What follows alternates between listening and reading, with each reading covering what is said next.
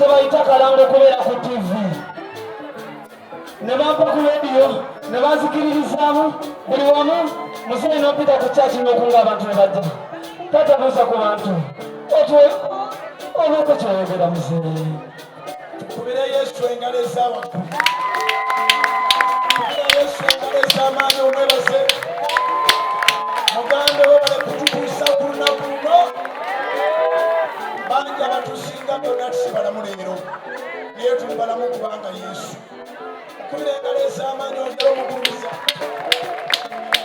aleluya eri bulamu asanyuse nnyo n'agamba twamuwa ebirango bitaano twamuwa bitaano buli lunaku okutuuka ku busatu bwetuuse twagala nnyo abayimbi njagala nnyo abayimbi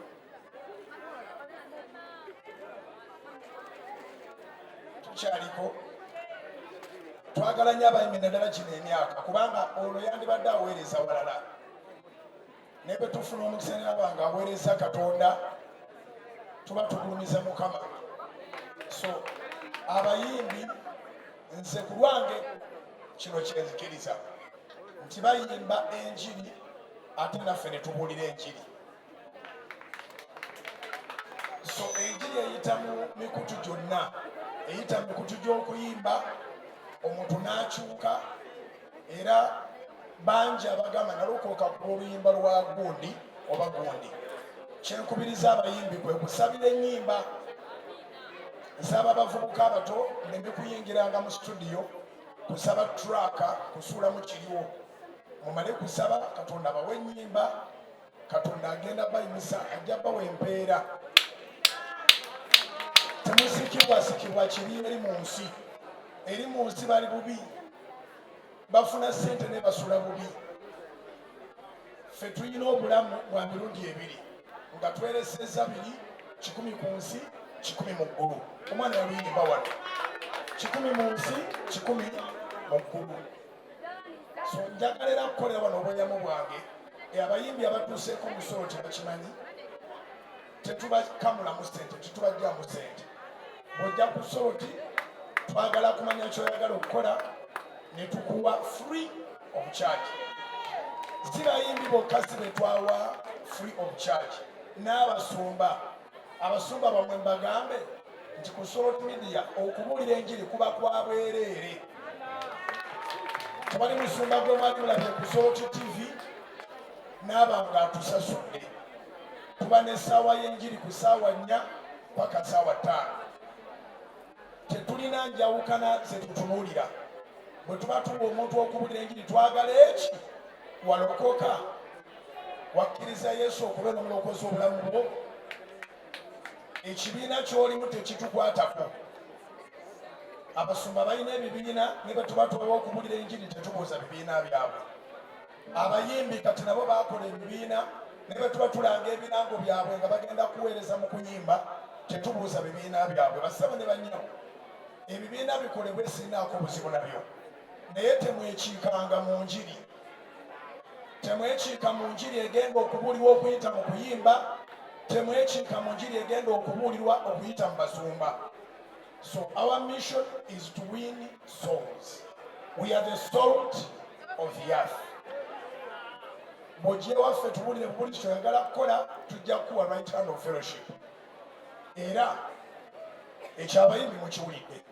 Njagala tusabire omwana ono akyali muto aleme kuddirira okutandika kirala okutambula kirala n'okumaliriza nakyo kirala. Abantu bangi ababadde mu muliro gw'amaanyi ate ne bamala ne bakka n'omuloonya nga tokyamulaba nga sitaani yamukema.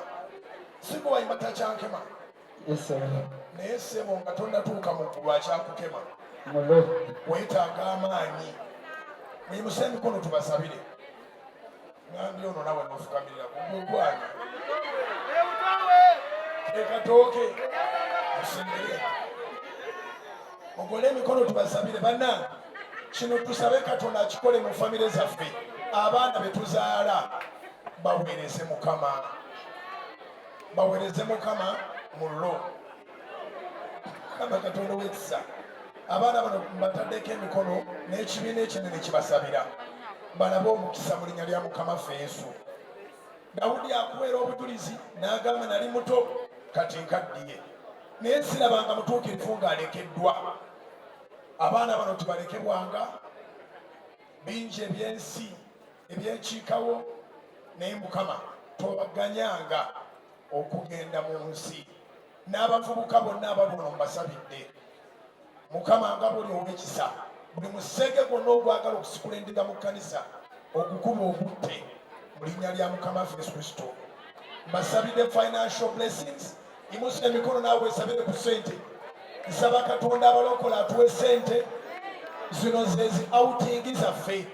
Abaana babanaalanganga tugendeko outu nga tulina ssente.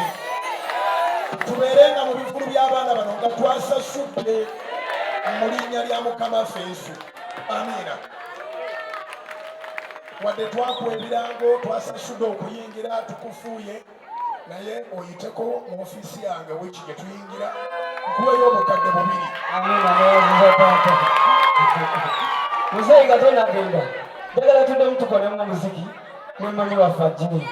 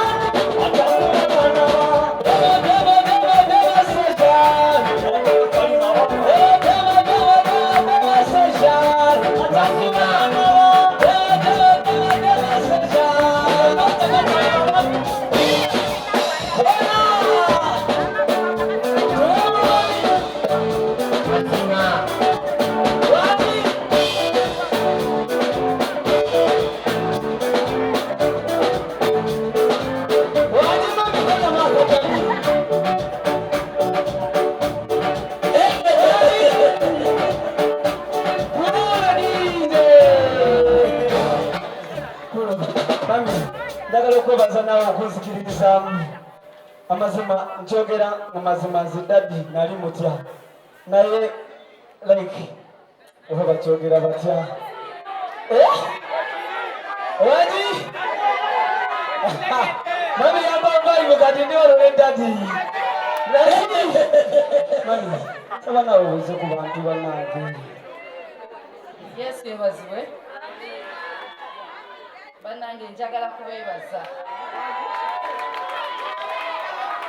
Mwebale kuwagira gospel music. Mwebale kuwagira ebibulamu. Abalokole bwe tutewagirira bintu byaffe era ffe tugenda obyettira. Mwebale kubanga bannange muyimirirawo ebibulamu mu buli kimu. Naye si yekka n'abayimbi abalala ba gospel bonna bannange tusaba mubabeererewo. Tweyanze eri bulamu naffe tuba mukisa kujjako out.